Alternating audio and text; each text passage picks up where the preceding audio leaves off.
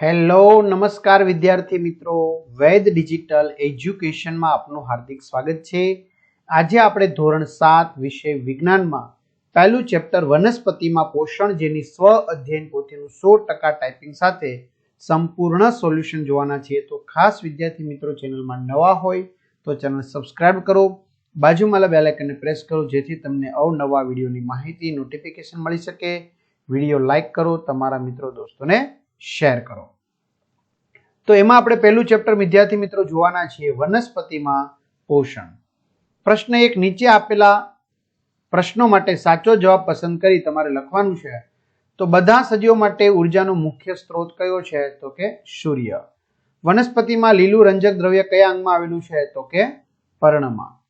વનસ્પતિ પ્રકાશ સંશ્લેષણ દરમિયાન કયો વાયુ ગ્રહણ કરે છે અને કયો વાયુ મુક્ત કરે છે? તો કાર્બન ડાયોક્સાઇડ ગ્રહણ કરે છે અને ઓક્સિજન મુક્ત કરે છે। વાયુરંધ્ર વનસ્પતિના કયા અંગમાં જોવા મળે છે? તો પર્ણમાં, બરાબર। વાયુરંધ્ર કહી શકાય અથવા તો એને બીજું કહી શકાય પર્ણરંધ્ર। ત્યાર પછી ફૂગમાં કયા પ્રકારનું પોષણ જોવા મળે છે? તો મૃતોપજીવી। વિદ્યાર્થી મિત્રો સરસ મજાના ફેનિલ સરના પણ વિડીયો છે વિજ્ઞાનના, એ તમે જોશો એટલે તમારું વિજ્ઞાન એકદમ કમ્પ્લીટ થઈ જશે। તો આ સિવાયના બીજા બધા વિષયના વિડીયો આપણી વૈદ ડિજિટલ એજ્યુકેશન નામની એપ્લિકેશનમાંથી મળશે, જેમાં 3 થી 12 ધોરણના તમામ વિષયના વિડીયો લેક્ચરની સમજૂતીના વિડીયો, સ્વાધ્યાય અભ્યાસની સમજૂતીના વિડીયો, પરીક્ષા માટે ઉપયોગી પેપરો, અસાઇનમેન્ટ, પ્રથમ પરીક્ષા, વાર્ષિક પરીક્ષાના પેપરો, આ પ્રોજેક્ટ પ્રવૃત્તિ બધું જ ગૂગલ પ્લે સ્ટોર કે જ્યાંથી ગેમ ડાઉનલોડ કરો છો તો ત્યાં જઈને વૈદ ડિજિટલ એજ્યુકેશન નામની એપ્લિકેશન ડાઉનલોડ કરો। ઓપન કરશો એટલે પેજ ખુલે, એમાં તમારા પોતાના મોબાઈલ નંબર નાખી સેન્ડ ઓટીપી કરો।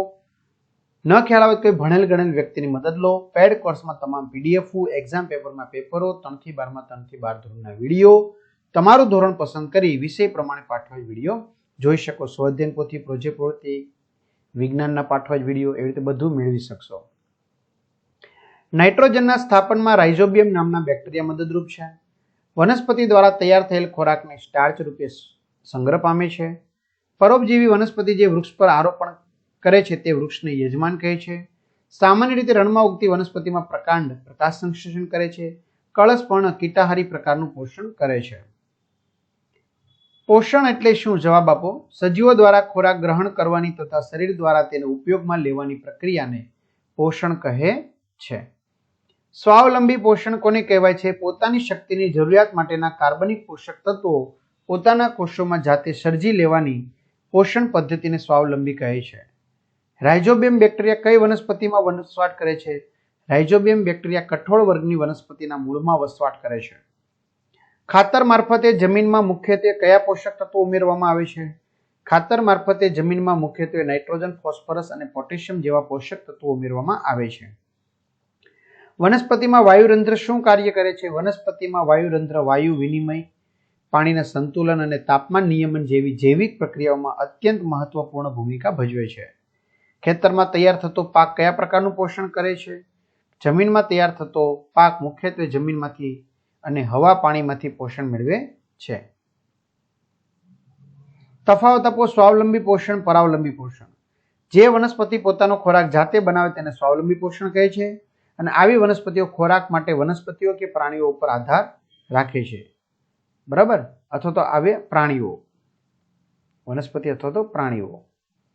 આવી વનસ્પતિઓમાં લીલા રંગનું હરિતદ્રવ્ય નામનું રંજક દ્રવ્ય હોય છે। આવી વનસ્પતિઓમાં હરિતદ્રવ્ય નામનું લીલા રંગનું રંજક દ્રવ્ય હોતું નથી, વનસ્પતિ અથવા તો પ્રાણીઓમાં અથવા આવા સજીવોમાં, એમ લખો તો ચાલશે। સ્વાવલંબી પોષણ, મૃતોપજીવી પોષણ।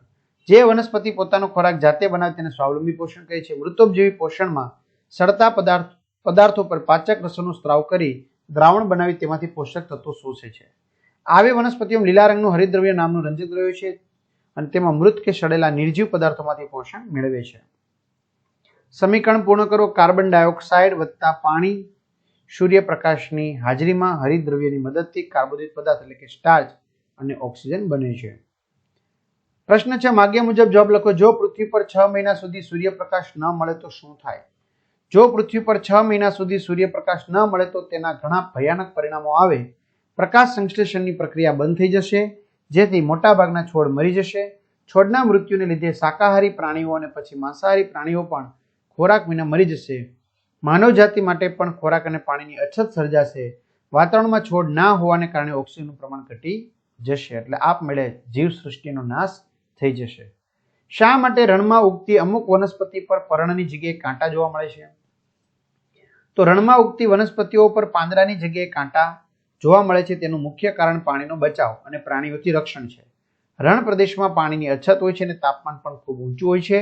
તેથી વનસ્પતિઓએ ત્યાં ટકી રહેવા માટે ખાસ અનુકૂલન સાધવું પડે છે. ફળ અને શાકભાજીના પાક માટે ગ્રીન હાઉસ કેવી રીતે ઉપયોગી છે? ફળ અને શાકભાજી પાક માટે ગ્રીન હાઉસ અત્યંત ઉપયોગી સાબિત થાય છે. તેનાથી પાકની જરૂરિયાત મુજબ વાતાવરણને નિયંત્રિત કરી શકાય છે. તેમાં ભેજની માત્રાને નિયંત્રિત કરી શકાય છે. તેમજ જંતુ અને રોગોનું પણ નિયંત્રણ કરી શકાય છે. ગ્રીન હાઉસમાં ઉચ્ચ ઉત્પાદન અને સારી ગુણવત્તાવાળું ઉત્પાદન મેળવી શકાય છે. પાકને ખાતર આપવું શા માટે જરૂરી છે? તો પાકને ખાતર આપવું અત્યંત જરૂરી છે. ખાતરથી જમીનમાં પોષક તત્વોની ઉણપ દૂર કરી શકાય છે. પાકના સારા વિકાસ અને વૃદ્ધિ માટે પોષક તત્વો જરૂરી છે. વધુ ઉત્પાદન અને પાકની ગુણવત્તા સુધારવા ખાતર જરૂરી છે. જમીનની ફળદ્રુપતા જાળવી રાખવા માટે ખાતર જરૂરી છે. જંગલમાં ઉગતી વનસ્પતિને પોષક તત્વો કેવી રીતે મળતા હશે? તો જમીનમાં મૃત વનસ્પતિ અને પ્રાણીઓના અવશેષોનું વિઘટન થાય છે, જે જમીનની ફળદ્રુપતામાં વધારો કરે છે. જમીનમાં રહેલા સૂક્ષ્મજીવો અને ફૂગ પણ વનસ્પતિને પોષણ પૂરું પાડવામાં મદદરૂપ મહત્વના છે. વરસાદ અને ખડકોના ધોવાને લીધે પણ જમીનમાં ખનિજ તત્વો ઉમેરાતા રહે છે. આમ જંગલની વનસ્પતિ પોષક તત્વો સારી રીતે શું કરે છે? મેળવે છે. કળશપર્ણ જેવી વનસ્પતિ લીલા પર્ણ ધરાવતી હોવા છતાં કીટકોનો આહાર તરીકે ઉપયોગ શા માટે કરે છે? તો કળશપર્ણો એવી જમીનમાં ઉગે છે જ્યાં નાઇટ્રોજન લેવા આવશ્યક પોષક તત્વોની ઉણપ હોય છે. કળશપર્ણો લીલા પર્ણો ધરાવીને સૂર્યપ્રકાશમાંથી પોતાની ઉર્જા તો મેળવે છે, પરંતુ જમીનમાં નાઇટ્રોજનની ઉણપની પહોંચી વળવા માટે તેઓ કીટકોને પકડીને તેમનો પાચનમાં ઉપયોગ કરે છે, જે તેને જરૂરી નાઇટ્રોજન પૂરો પાડે છે.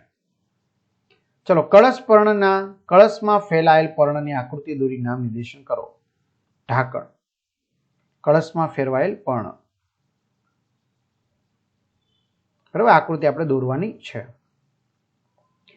વનસ્પતિ પ્રકાશ સંશ્લેષણની ક્રિયા કરે છે તે દર્શાવતો પ્રયોગ આકૃતિ સહિત વર્ણવો. હેતુ: વનસ્પતિ પ્રકાશ સંશ્લેષણની ક્રિયા કરે છે. સાધન સામગ્રી: કુંડામાં ઉગાડેલો છોડ, કાગળ, પેપર ક્લિપ, બીકર, આલ્કોહોલ, પાણી, આયોડીનનું દ્રાવણ. આકૃતિ. બરાબર. આગળ પદ્ધતિ: છોડના પાંદડાનો અડધો ભાગ કાગળ વડે ઢાંકી દો. આ છોડને 3-4 કલાક સૂર્યપ્રકાશ સામે રાખો. પછી પાનને તોડીને ગરમ પાણીથી ધોઈને તેનું ક્લોરોફિલ દૂર કરો. ક્લોરોફિલ દૂર થયા પછી પાંદડાને પાણીથી બરાબર ધોઈ લો. આ પાંદડા પર આયોડીનના દ્રાવણના થોડાક ટીપા નાખી તેનું અવલોકન કરો.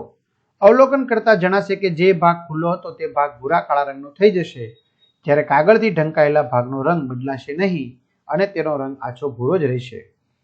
નિર્ણય: આ પરથી આપણે તારણ કાઢી શકીએ છીએ કે સૂર્યપ્રકાશની હાજરીમાં વનસ્પતિ પ્રકાશ સંશ્લેષણ કરે છે. ચલો, ફકરો વાંચી પ્રશ્નોના જવાબ આપો. વનસ્પતિને સૂર્યપ્રકાશની જરૂર શા માટે પડે છે? વનસ્પતિને પ્રકાશ સંશ્લેષણ ક્રિયા કરવા માટે સૂર્યપ્રકાશની જરૂર પડે છે. કલ્પનાએ વાવેલ છોડ શા માટે સુકાઈ ગયો હતો? કલ્પનાએ વાવેલ છોડને સૂર્યપ્રકાશ મળતું ન હોવાથી તેથી તે સુકાઈ ગયું હતું. વનસ્પતિને સૂર્યપ્રકાશ સિવાય અન્ય શું જરૂરી છે? વનસ્પતિને સૂર્યપ્રકાશ સિવાય ખાતર અને પાણીની જરૂર પડે છે. તો આ રીતે વિદ્યાર્થી મિત્રો સરસ મજાનું સોલ્યુશન જોયું તો તમારા મિત્રો દોસ્તોને જાણ કરો. ચેનલમાં નવા ચેનલ સબસ્ક્રાઇબ કરો, વિડીયો લાઇક કરો. અહીં સુધી રાખીએ. અસ્તુ. જય હિન્દ, જય ભારત.